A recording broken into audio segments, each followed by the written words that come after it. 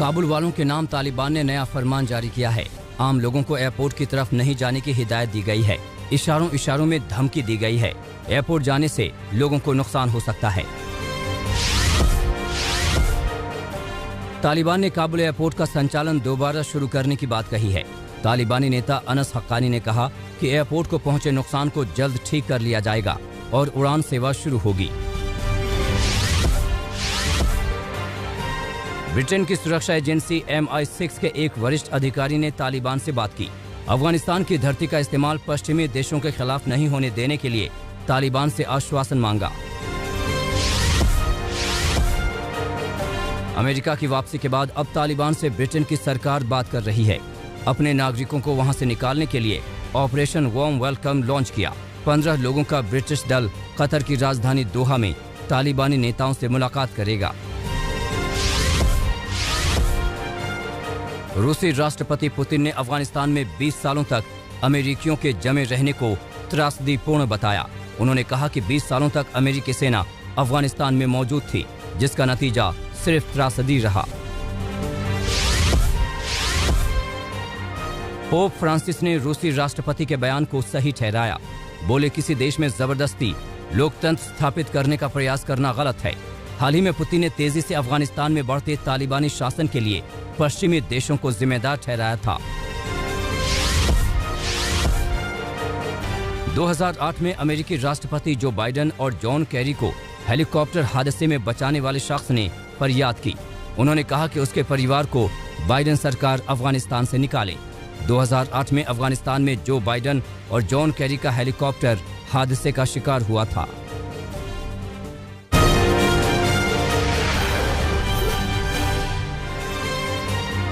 महंगाई के मुद्दे पर कांग्रेस और बीजेपी आमने सामने हो गए हैं। राहुल ने LPG सिलेंडर की बढ़ती कीमत और डीजल पेट्रोल के बढ़े दाम पर मोदी सरकार पर निशाना साधा। राहुल ने कहा कि सरकार ने तेल की कीमत बढ़ाकर आम आदमी को सीधे चोट पहुंचाई है। राहुल के हमले पर बीजेपी ने पलटवार किया है। संबित पात्रा ने कहा कि राहुल देश को भ्रमित कर रहे हैं। पंजाब कांग्रेस में जारी कलह के बीच राज्य के प्रभारी हरीश रावत ने नेताओं को मीडिया में बयानबाजी पर कंट्रोल करने की नसीहत दी है। चंडीगढ़ पहुंचे प्रभारी हरीश रावत ने प्रदेश अध्यक्ष नवजोत सिंह सिद्धू के साथ बैठक में ये साफ कर दिया है कि कैप्टन अमरिंदर सिंह को मुख्यमंत्री पद से नहीं हटाया जाएगा और न ही कैबिनेट का विस्तार होगा। हरीश रावत दिल्ली में केंद्रीय आलाकमान का संदेश लेकर पहुंचे थे। हालांकि इस बीच पंजे प्यारे का बयान देकर खुद हरीश रावत विवादों में आ गए, जिस पर उन्होंने बाद में माफी भी मांगी। पश्चिम बंगाल में चुनाव बाद हुई हिंसा की CBI जांच के खिलाफ ममता बनर्जी सरकार सुप्रीम कोर्ट पहुंची है। याचिका में राज्य सरकार से कहा है कि CBI केंद्र के इशारे पर काम करती है, उससे निष्पक्ष जांच की उम्मीद नहीं है। कलकत्ता हाईकोर्ट ने CBI जांच का आदेश दे दिया था। हाईकोर्ट के आदेश के बाद CBI ने कथित हिंसा को लेकर 31 मामले दर्ज किए हैं।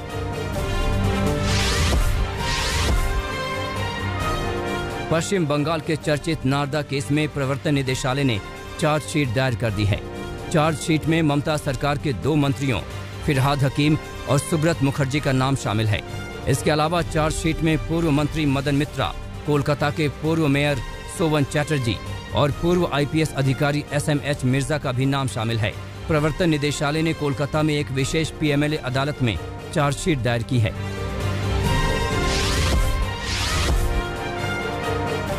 RSS आज से नागपुर में बड़ा सम्मेलन कर रहा है, जो कि 6 दिन तक चलेगा।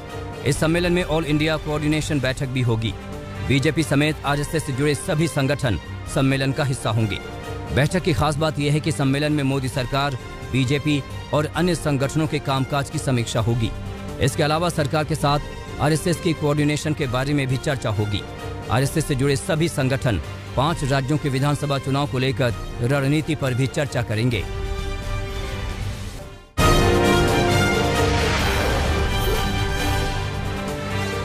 अलगाववादी कश्मीरी नेता सैयद अली शाह का निधन हो गया। श्रीनगर के हैदरपुरा में गिलानी ने आखिरी सांस ली। सुबह 5 बजे हैदरपुरा में ही उनका सुपुर्द खाक हुआ। गिलानी उस वक्त चर्चा में आए जब उन्होंने खुद को भारतीय बताना उनकी मजबूरी बता दिया था। पाकिस्तानी प्रधानमंत्री इमरान खान गिलानी के निधन पर भी नापाक बोल से बाज नहीं आए। उन्होंने गिलानी के बहाने कश्मीरी राग अलापा।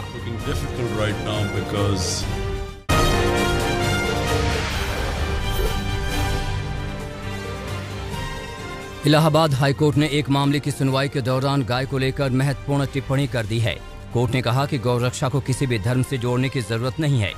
गाय को अब एक राष्ट्रीय पशु घोषित कर देना चाहिए। केंद्र को इस पर विचार करने की जरूरत है। वहीं जो भी गाय को परेशान करते हैं, उन्हें नुकसान पहुंचाने का प्रयास करते हैं, उनके खिलाफ सख्त कार्रवाई होनी चाहिए। जावेद नाम के शख्स की याचिका को खारिज करते हुए हाईकोर्ट ने ये टिप्पणी की थी। जावेद पर गो हत्या रोकथाम अधिनियम की धारा 3, 5 और 8 के तहत आरोप लगे हुए हैं। पिछले हफ्ते हरियाणा के करनाल में किसानों का सिर फोड़ने का आदेश देने वाले एसडीएम का तबादला कर दिया गया है। एसडीएम आयुष सिन्हा का सिर फोड़ने का आदेश देने वाला वीडियो सोशल मीडिया पर काफी वायरल हो गया था। किसान संगठनों समेत कई राजनीतिक दल भी अधिकारी के खिलाफ कार्रवाई की मांग कर रहे थे। हरियाणा सरकार ने उनकी भाषा की निंदा करते हुए इस पूरे मामले की जांच हरियाणा के गृह सचिव को सौंपी थी, जिसके आधार पर आयुष सिन्हा का तबादला अतिरिक्त सचिव के तौर पर कर दिया गया। केरल में कोरोना को लेकर स्थिति लगातार गंभीर बनी हुई है।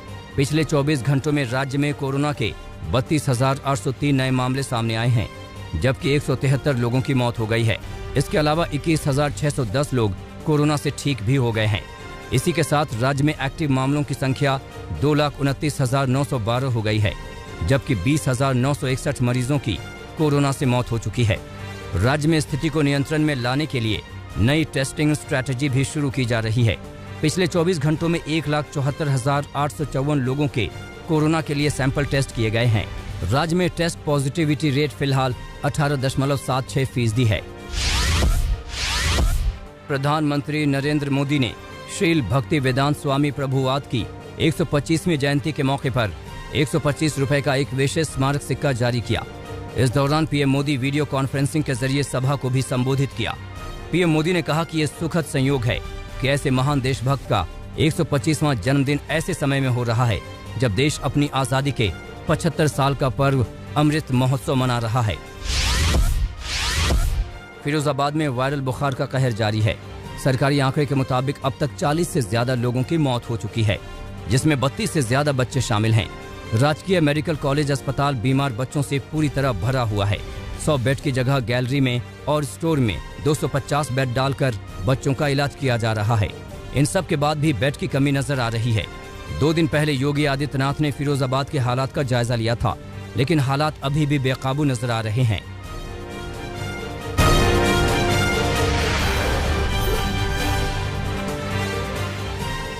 महाराष्ट्र के चंद्रपुर में मामूली विवाद में दोस्त ने दोस्त को मार डाला। मामला बल्लारपुर थाना क्षेत्र का है। जानकारी के मुताबिक 3 दोस्तों ने कबाड़ चोरी की थी और बार में बैठकर शराब पी रहे थे। शराब पीने के दौरान ही दोनों में पैसों के बंटवारे को लेकर झगड़ा हुआ और एक दोस्त ने दूसरे के सिर पर पत्थर से वार कर दिया, जिससे उसकी मौत हो गई। पुलिस ने एक आरोपी को गिरफ्तार कर लिया है, जबकि दूसरे की तलाश की जा रही है। बिहार के मोतिहारी में जेडीयू विधायक के घर में लाखों की चोरी का मामला सामने आया है। जानकारी के मुताबिक केसरिया से जेडीयू की विधायक शालिनी मिश्रा के घर पर चोरों ने धावा बोला। जानकारी के मुताबिक चोरों ने गहने, रुपए और बर्तन के साथ जरूरी कागजात भी अपने साथ ले गए।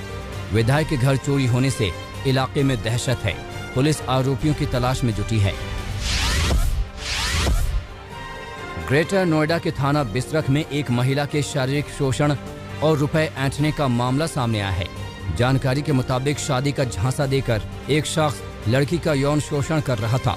साथ ही वो लड़की पर धर्म परिवर्तन करने का दबाव भी बना रहा था।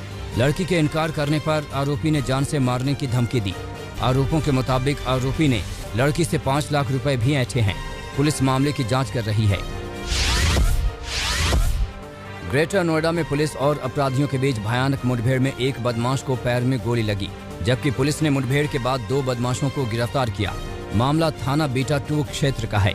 जानकारी के मुताबिक दोनों बदमाश 2 हत्याओं के आरोपी थे। पुलिस ने जब इन्हें पकड़ना चाहा तो इन्होंने पुलिस पर फायरिंग शुरू कर दी, लेकिन पुलिस ने आखिरकार इन्हें काबू में कर लिया। झारखंड के चाईबासा में दर्दनाक हादसा हुआ, जिसमें 4 लोगों की मौत हो गई। मामला चक्रधरपुर का है। जानकारी के मुताबिक ये लोग रेलवे लाइन क्रॉस कर रहे थे और उसी वक्त ट्रेन आ गई, जिससे 4 लोग ट्रेन की चपेट में आ गए। चारों की दर्दनाक मौत हो गई।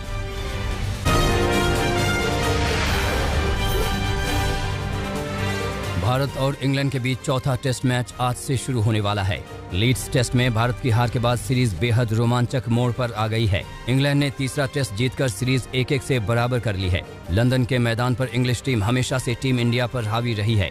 भारत को अब तक द ओवल के मैदान पर सिर्फ एक जीत नसीब हुई है, जो उसे 50 साल पहले 1971 में मिली थी। चौथे टेस्ट में टीम इंडिया में बदलाव की उम्मीद है। ऑफ स्पिनर रविचंद्रन अश्विन को मौका मिल सकता है। इसके अलावा तीसरे टेस्ट में बेअसर रहने वाले ईशांत शर्मा की जगह शार्दुल ठाकुर की टीम में वापसी हो सकती है। चौथे मैच से पहले स्टैंड बाय प्लेयर प्रसिद्ध कृष्णा को टीम में शामिल कर लिया गया है। प्रसिद्ध कृष्णा ने अपने आईपीएल प्रदर्शन से सभी को अपनी ओर आकर्षित किया था। वनडे के डेब्यू मैच में तेज गेंदबाज ने 4 विकेट झटके थे। लीड्स में जीत से इंग्लैंड के हौसले बुलंद हैं, लेकिन टीम में 2 बदलाव हो सकते हैं। उप कप्तान जोस बटलर अपने दूसरे बच्चे के जन्म के कारण चौथे टेस्ट में हिस्सा नहीं लेंगे। ऐसे में उनकी जगह डैन लॉरेंस या फिर ओली पोप को मौका दिया जा सकता है। इसके अलावा सैम करन की जगह क्रिस वोक्स की टीम में वापसी हो सकती है।